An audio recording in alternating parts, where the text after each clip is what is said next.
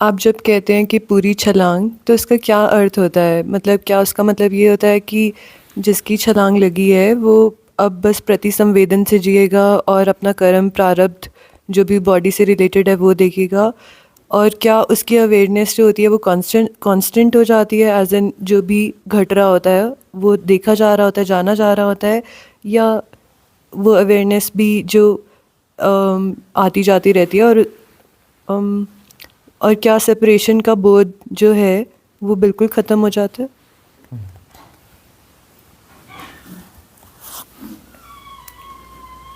यह प्रश्न स्वाभाविक सा प्रश्न है और हर साधक के मन में उठता है कि वह जो छलांग लग जाएगी जहाँ से वापस नहीं आया जा सकता, पॉइंट ऑफ नो रिटर्न, मतलब पतन नहीं हो सकता है, तो क्या यह वैसी छलांग है जहाँ से पतन नहीं हो सकता? क्या वह कांस्टेंट है?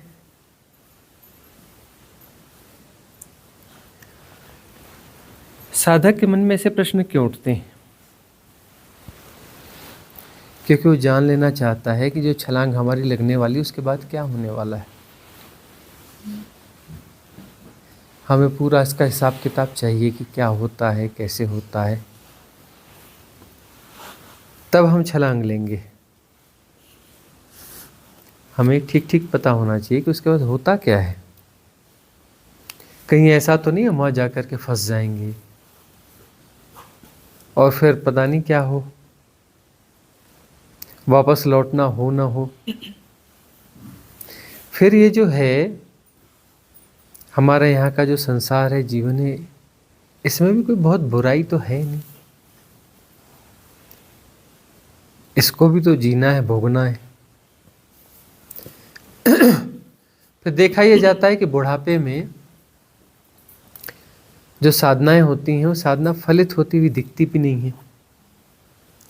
ज़्यादातर उदाहरण ये हैं कि युवावस्था में ही साधना फलित होती है। अब इंटेलिजेंस भी है, ये पता चलता है कि साधना यदि फलित करनी है तो जिस ऊर्जा की अभी ज़रूरत है वो ऊर्जा अभी है और अभी वो छलांग लग सकती है। छलांग के लिए जिस ऊर्जा की ज़रूरत है वह युवावस्था में घट जाती है और ओल्ड एज में वह छलांग कम लगती है, रेयर है। घटती वहाँ भी है लेकिन वह रेयर है, परसेंटेज बहुत कम है। अब छलांग तो लेनी है, यही समय है, समझ में भी बात आ रही है। अब उस छलांग के बाद होता क्या है? क्या किसी एक जगह जाकर हम स्थिर हो जाते हैं? एक कहानी कही जाती है,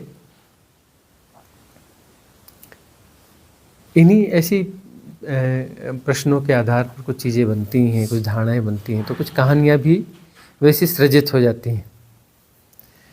तो एक कहानी ये कही जाती है कि एक बंदा जो है वह सिद्ध हो गया, है ना।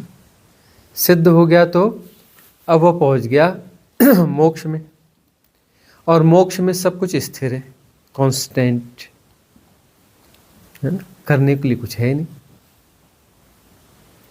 और वहाँ पर जो है सिर्फ इतना होता है कि वहाँ पहुँचने के बाद एक सिद्धशिला होती है। हर व्यक्ति को अपनी एक सिद्धशिला मिल जाती है ना। तो वो अपनी सिद्धशिला में बैठ गया। क्या करना, बोले करने के लिए कुछ है ही नहीं, सिद्धशिला में बैठे रहो। बैठे बैठे बैठे बैठे बोर होने लगा, बोले तो फंस कहाँ गया मैं, अब सिद्धशिला में बैठे रहना, करने के लिए कुछ है ही नहीं। फिर होता है कि वहाँ पर जो है समय समय पे धन्यवाद ज्ञापित करना पड़ता है परमात्मा को। वे मोक्ष में बैठे हो तो परमात्मा को धन्यवाद ज्ञापित करना पड़ेगा, है ना। तो धन्यवाद कैसे ज्ञापित करोगे, उसके लिए एक शब्द है, सुना होगा, अलेलुया, है ना। तो क्या कहना पड़ता है, अलेलुया। हर थोड़ी देर बाद वह शब्द उच्चार करना पड़ता है, क्या, अलेलुया। उसने कहा ये भी बड़ा अच्छा विचित्र सा काम मिल गया, बस अलेलुया करते रहो, सिद्धशिला में बैठे रहो। बेचैन होने लगा। थोड़े समय तक तो किया उसने हालेलुया, उसके बाद उसने कहा कि नहीं नहीं, ऐसे बात बनेगी नहीं। उस परमात्मा को कहता था हालेलुया तेरी ऐसी की तैसी।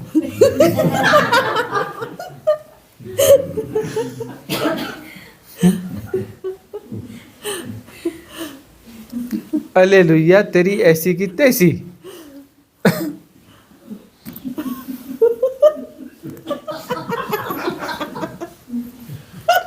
अब करे क्या, बैठे बैठे फंस गया वह। अब उसको जो है स्थिर अवस्था मिल गई, कांस्टेंट, शुद्ध शिला। अब यहां से पतन तो हो नहीं सकता।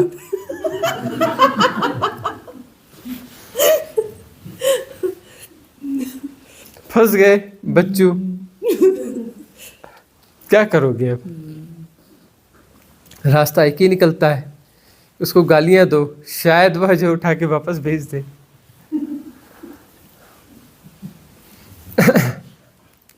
बहुत सारे प्रोजेक्शंस होते हैं।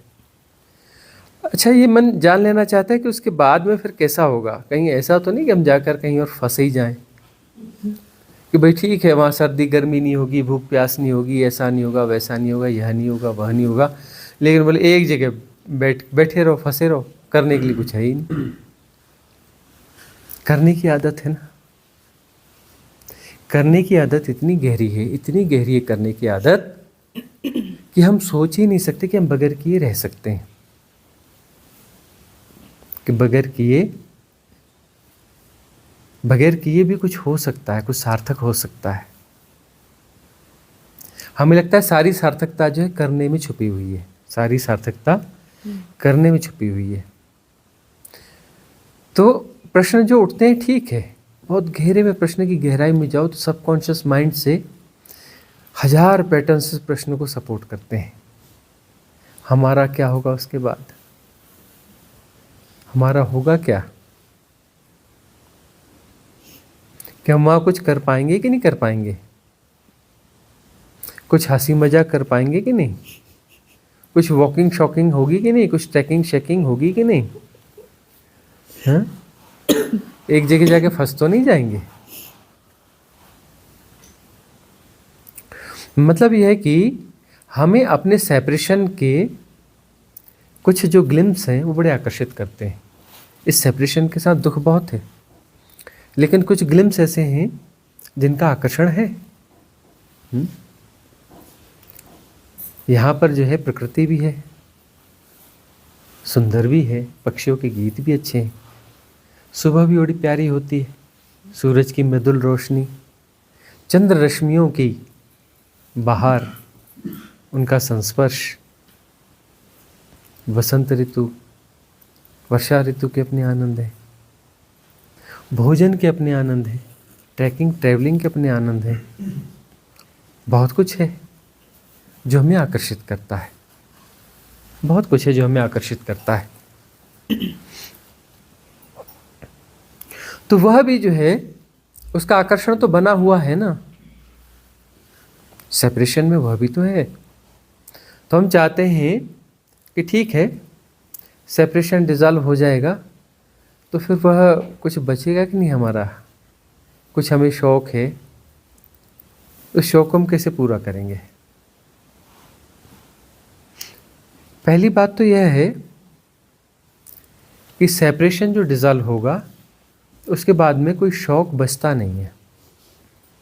शौक का मतलब यह है कि यह होगा तो आनंद आएगा और यह नहीं होगा तो आनंद नहीं आएगा। एक शर्त है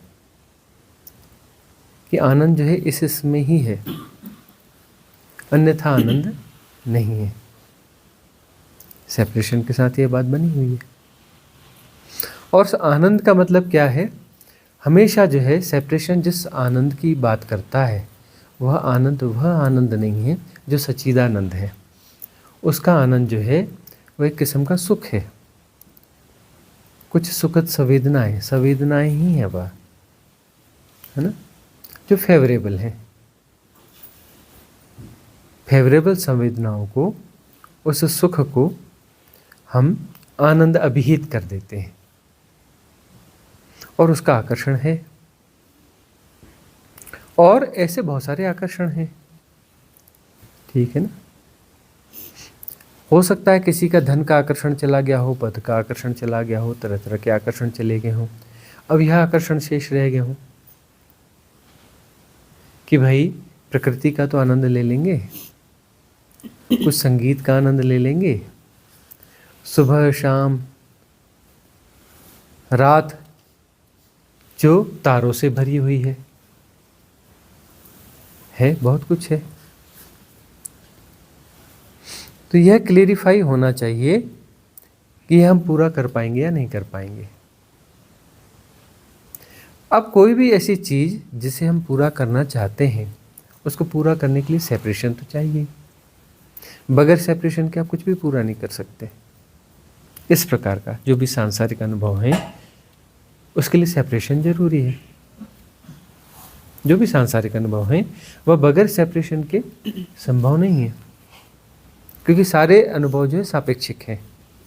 ये सापेक्षिक अनुभव है। इन अनुभवों से अनुभोक्ता पैदा होता है, अनुभवों से अनुभोक्ता पैदा होता है, करने से कर्ता पैदा होता है।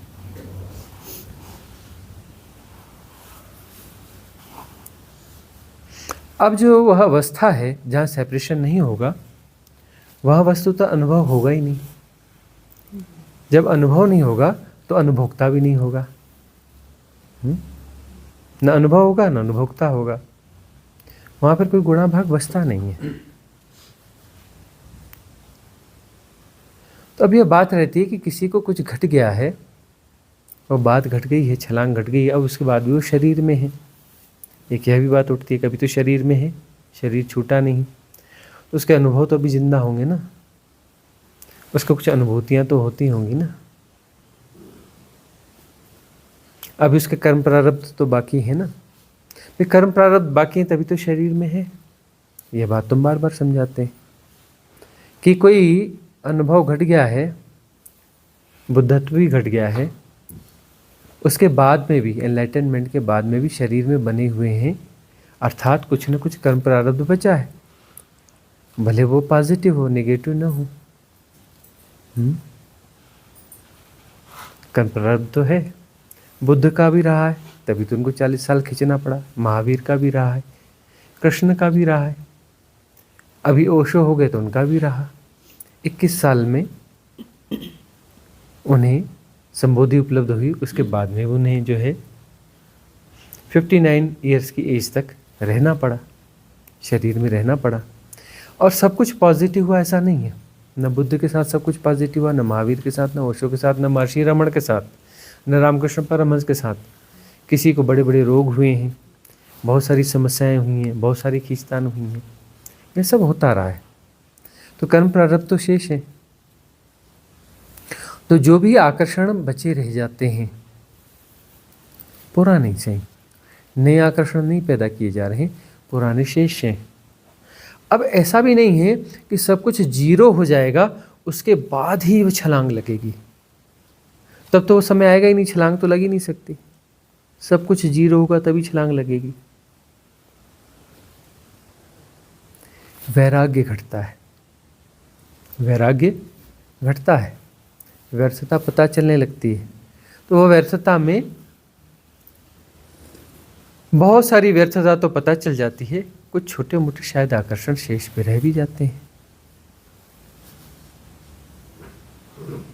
है ना। कुछ छोटे मोटे आकर्षण शेष रह भी जाते हैं, लेकिन वह वैराग्य जो है एक जंपिंग बोर्ड बन जाता है, और उस जंपिंग बोर्ड से एक छलांग लग जाती है। छलांग लग जाती है, वह छलांग अंतिम स्थिति तक नहीं ले जाती है, अंतिम स्थिति तक नहीं ले जाती है, लेकिन मेटाफिजिकल वर्ड तक ले जा लेती है। मतलब अब यह है कि वापस लौटना अब नहीं होगा। उसके बाद में जो है यह शरीर रहेगा, और शरीर के माध्यम से कुछ कर्म हैं जो शेष हैं वो पूरे होंगे, अच्छे बुरे दोनों, ठीक है ना। महर्षि रमण के कर्म शेष थे, तो रामकृष्ण परमहंस के कर्म शेष थे। उन कर्मों को पूरा करने के लिए उनके पास कैंसर आया, उन्हें कैंसर हुआ। उस कैंसर के माध्यम से उन्हें वह कर्म भोग जो है पूरे करने पड़े। कुछ पॉजिटिव हुआ, कुछ नेगेटिव हुआ, सारी चीज़ें हुई। एक और बात है कि उनके अंदर जो प्लांट की गई बातें कि उन्हें जो है डिलीवरीज देनी पड़ेंगी, डिलीवरीज देनी पड़ेंगी, उसके बगैर उनकी मुक्ति नहीं होगी। तो ऐसे जो साधक होते हैं जिनमें अभिव्यक्ति की क्षमता बहुत अच्छी होती है, जिनकी मेधा बहुत प्रखर होती है, उन्हें चुन लिया जाता है cosmic divine energy support system के द्वारा, इजोटेरिक सपोर्ट सिस्टम के द्वारा, और उनमें वह बीज प्लांट कर दिए जाते हैं कि डिलीवरी उनको देनी पड़ेगी। और ये व्यवस्था है। क्यों? क्योंकि फिर जिज्ञासु आएंगे, मुमुक्षु आएंगे, उन मुमुक्षुओं को कौन मार्ग दिखाएगा? व्यवस्था तो वहीं से बनेगी ना। तो वह निमित्त बनेंगे, वह निमित्त बनेंगे और उन देशनाओं को देंगे। तो यह भी तो कर्म प्रारब्ध ही है ना। उनके अंदर कर्म के बीज डाले गए, प्लांटेड ही सही डाले गए। अब उन्हें बीज डाले गए, उन्हें भोगना पड़ेगा। यदि उस नज़र से देख सको तो बुद्ध हैं, महावीर हैं, कृष्ण हैं, ये क्या कर रहे हैं? कर्म भोग रहे हैं। ये भोग है। तुम्हें जाने क्या दिखता हो, लेकिन वह अपने कर्मों को भोग रहे हैं। ये कर्मों का भोग है। और इसके बाद में जो है फिर एक अंतिम छलांग और लगेगी। एक छलांग तो यह हो गई जो फिजिकल से मेटाफिजिकल पर ले गई, ठीक है ना। अब यहाँ पर जो है आकर्षण शेष नहीं रहा, वैराग्य सघन हुआ, एक छलांग लग गई, वीतरागता में स्थापित हो गए, प्रतिष्ठित हो गए, वीतराग हो गए। लेकिन अभी बात पूरी बनी नहीं है, बात पूरी बनी नहीं है। जो शेष कर्म है पुराने, उन कर्मों को भोगना पड़ेगा। पूरा भोगना पड़ेगा नहीं, अंशतः भोगना पड़ेगा, लेकिन भोगना पड़ेगा। उसके बाद में एक ऐसी स्थिति आती है कि बहुत सारे शॉर्टकट्स अपने आप काम करने लगते हैं, क्योंकि वह कनेक्ट हो चुका है divine cosmic energy support system के माध्यम से, है ना। उससे कनेक्ट हो चुका है। इजोटेरिक सपोर्ट सिस्टम उसके आसपास एक्टिव हो चुका है। इसमें ऐसा होगा कि ऐसे लोग भी उसके आसपास आएंगे जिनके कर्म प्रारब्ध में निगेटिव होंगे, और उसे भोगना पड़ेगा, लेकिन अंशतः, क्योंकि वह इजोटेरिक सपोर्ट सिस्टम काम कर रहा होगा। तो अंशतः भोगना पड़ेगा। बहुत सारे लेन देन है, चुकता तो करने पड़ते हैं। कोई अपवाद नहीं है। कॉस्मिक रिदम में जो चीजें जैसी हैं हैं।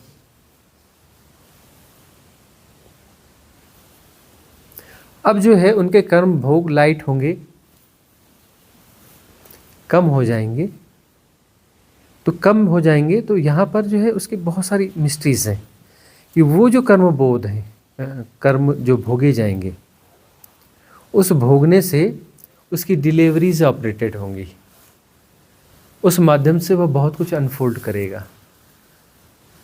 यदि कर्म भोग होंगे नहीं तो अनफोल्ड करेगा कैसे?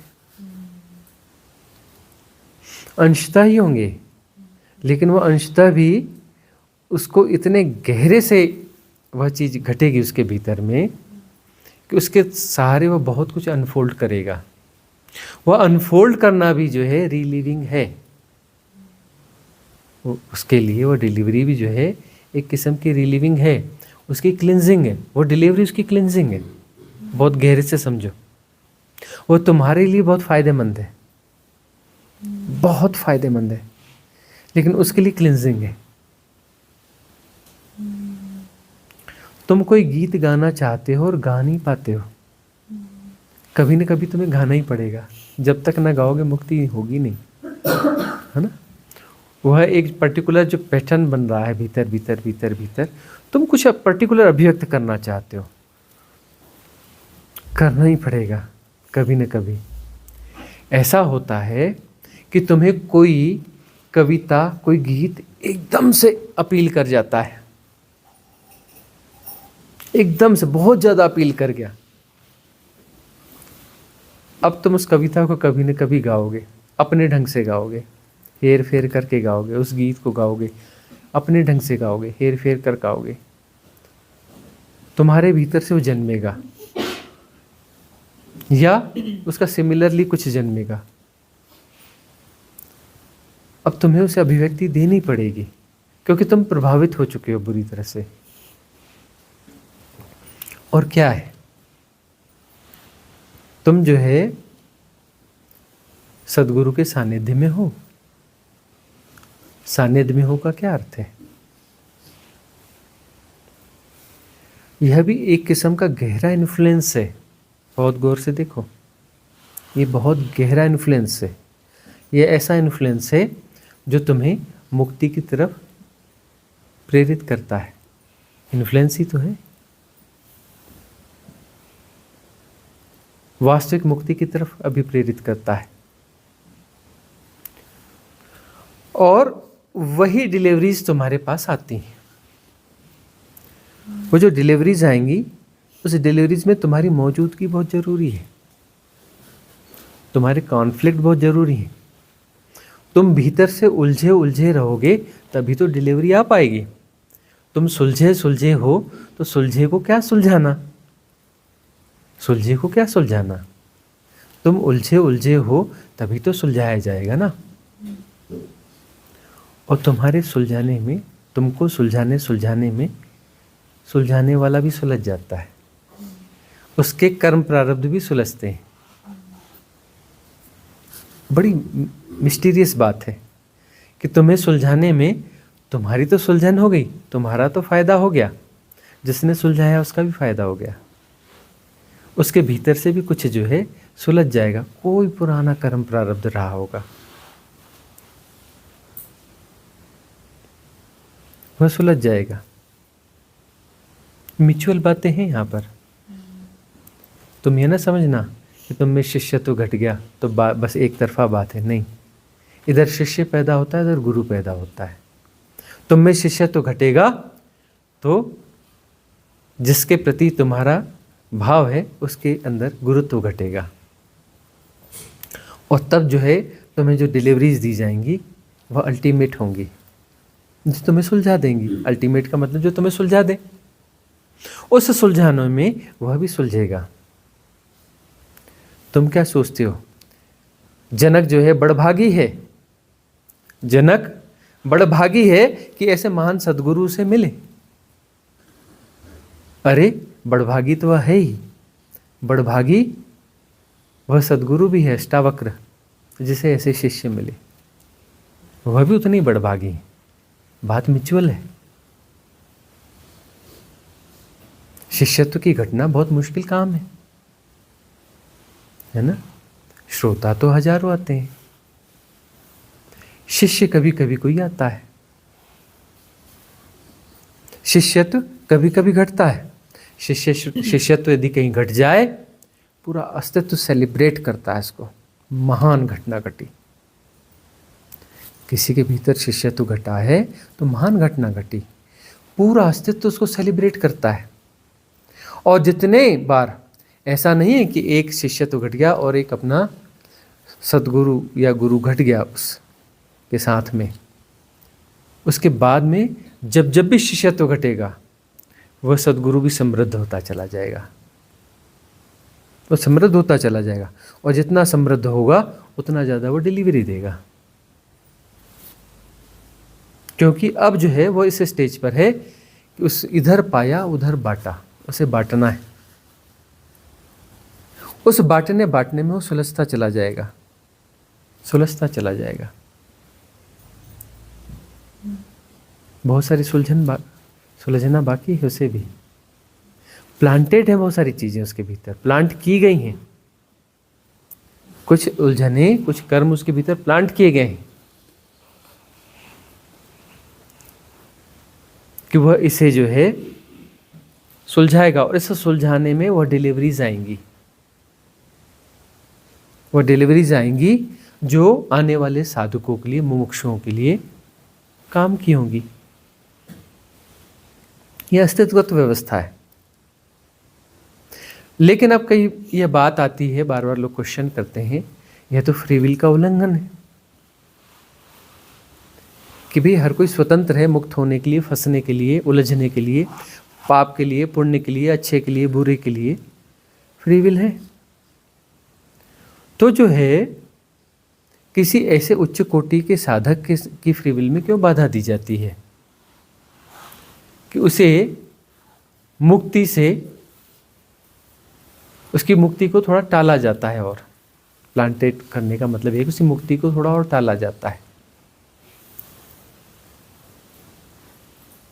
इसमें एक घटना ऐसी भी घटती है, तुम्हारे प्रश्न सही समझ लो,